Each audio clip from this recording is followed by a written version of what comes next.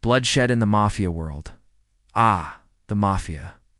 An organization feared throughout the world for their violent acts and powerful influence.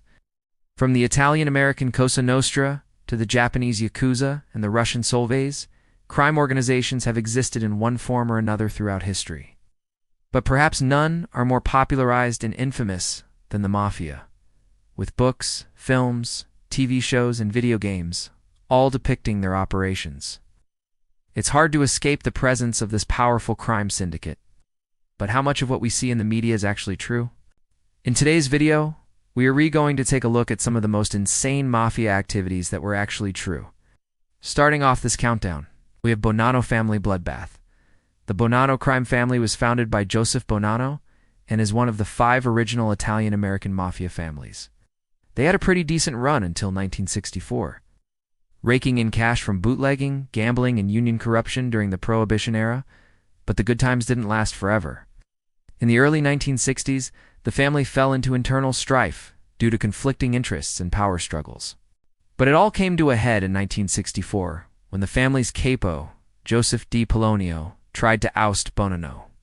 Bonanno assembled a crew of bodyguards and attacked Bonanno's home, but he escaped. Soon after, Bonanno returned fire with the help of his own bodyguards, killing 2 of Di Polonio's men and critically wounding the capo himself.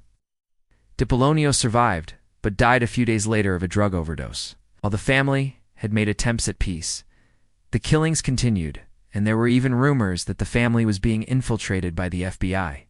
This would become known as the Banana Bloodbath. It was one of the most intense periods of violence in the family's history. There were even rumors that Bonanno had been killed in the fighting, leading to Frank Thierry assuming the top spot. But Bonanno turned up safe and sound in Arizona, where he ran a small citrus empire.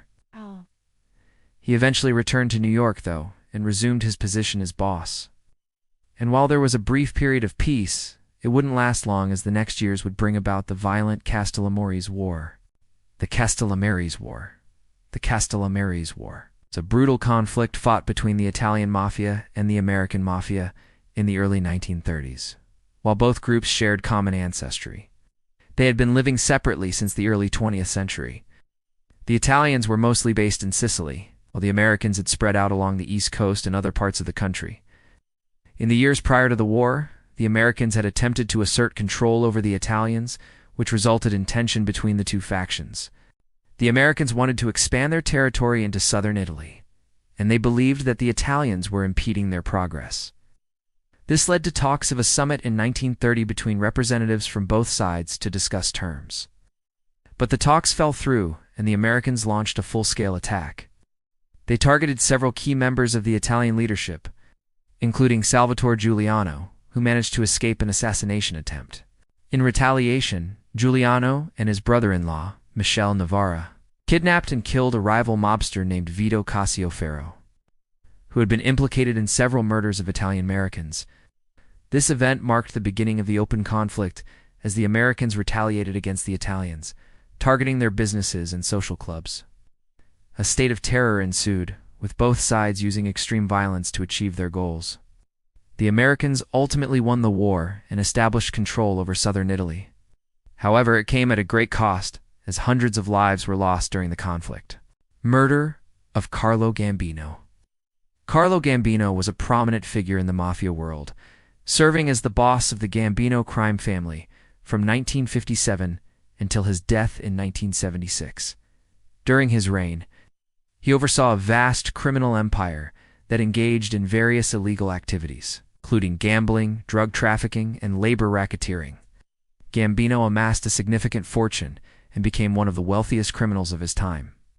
However, his criminal career came to an end on October 14, 1976, when he was shot and killed outside of a Queens restaurant. The circumstances surrounding his murder remain unclear, but it is believed that a member of his own family was involved in the hit. According to reports, Paul Castellano, a capo regime in Gambino's family, had become increasingly frustrated with the boss's leadership. Castellano felt that Gambino was becoming too old and weak to effectively lead the family and had ambitions to take over the crime syndicate. On the day of the murder, Gambino and several of his associates were eating lunch outside of a restaurant when a gunman approached them and fired several shots. Gambino was hit in the back and chest, and died instantly. Castellano and his allies took control of the Gambino crime family following Gambino's murder, and while Castellano would eventually be arrested and sentenced to prison, the identity of the triggerman was never revealed. The Lufthansa heist. The Lufthansa heist was a daring robbery that took place at New York's John F. Kennedy International Airport in December 1978. A group of thieves, many of whom had connections to the Mafia, stole an estimated $5 million to $7 million in cash and jewelry from a Lufthansa Airlines cargo plane. At the time, it was the largest robbery in the history of the United States, and remains one of the most audacious feats of theft ever committed.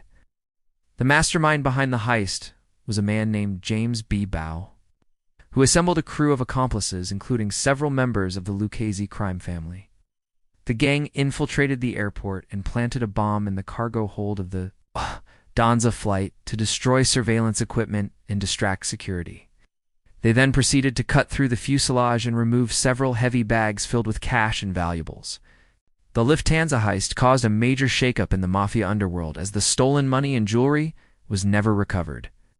Many of those involved in the crime were subsequently arrested and convicted, but the full extent of the conspiracy was never uncovered. The heist has been the subject of numerous books, documentaries, and films, including the 1981 movie The First Deadly Sin, Massacre at the Hotel del Coronado. The Hotel del Coronado is a historic resort located in San Diego, California. But in 1892, the hotel was the site of a mysterious and gruesome massacre that left several people dead.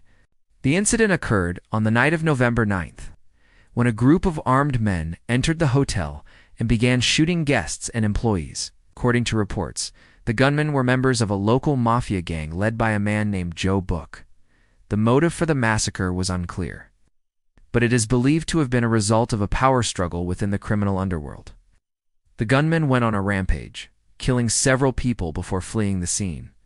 In total, 15 people were murdered during the incident, and the killings shocked the nation. An investigation was launched, but the perpetrators were never caught. Over the years, numerous theories have emerged regarding the motive for the massacre, with some suggesting that it was a mob hit ordered by rival gangs. Others believe that it was a case of mistaken identity. Identities of the gunmen were never confirmed, and the case remains one of the most notorious unsolved mysteries in American history. Murder of Albert Anastasia. Albert Anastasia was a high-ranking member of the Mafia who served as the consigliere of the Anastasia crime family. He played a key role in the organization's illegal activities, including extortion, loan sharking, and murder. Anastasia was also involved in the lucrative narcotics trade, and is believed to have had ties to the Colombian drug cartels. On October 25, 1957, Anastasia was brutally murdered while getting a haircut at a barbershop in Manhattan. According to reports, 2 gunmen entered the barbershop and opened fire, killing Anastasia instantly. The motive for the murder was unclear, but it is believed to have been the result of a power struggle within the crime family. Some sources claim that Anastasia had become too powerful and was being targeted by his rivals. Others believe that he had been set up by his own associates. Despite the brutal nature of his death, Anastasia's murder remains unsolved, and the identity of the killers has never been confirmed. Hit on Jimmy Hoffa. Jimmy Hoffa was a controversial figure who served as the president of the International Brotherhood of Teamsters from 1957 to 1967.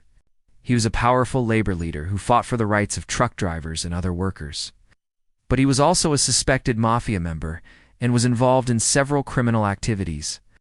In 1964, Hoffa was convicted of jury tampering and conspiracy and sentenced to 13 years in prison.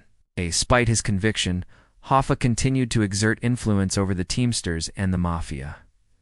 Upon his release from prison in 1971, he attempted to regain control of the union, but he was expelled from the organization. In the years that followed, Hoff became increasingly desperate and is believed to have turned informant for the FBI in an effort to secure his own safety. However, on July 30, 1975, Hoffa disappeared without a trace.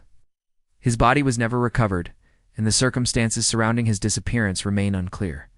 While there is speculation that he was murdered by the Mafia, the truth is that nobody knows what really happened. Well, that wraps up our look at some of the most insane Mafia activities that were actually true.